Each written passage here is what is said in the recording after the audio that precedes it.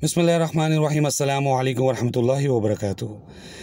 जी नाज़रीन, आज की इस वीडियो में मैं आपके साथ सही बुखारी शरीफ की आखिरी हदीस जिसका नंबर है 7563 वो डिस्कस करूँगा।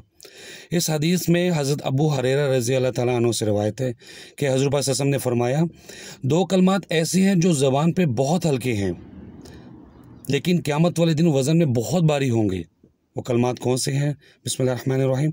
सुबहानल्लाहि व बिहम्दिही सुबहानल्लाहिल अज़ीम।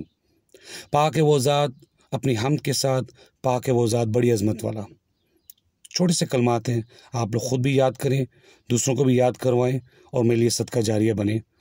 आज की इस वीडियो में बस इतना ही। इंशाल्लाह नेक्स्ट वीडियो में मिलूँगा नेक्स्ट टॉपिक के साथ।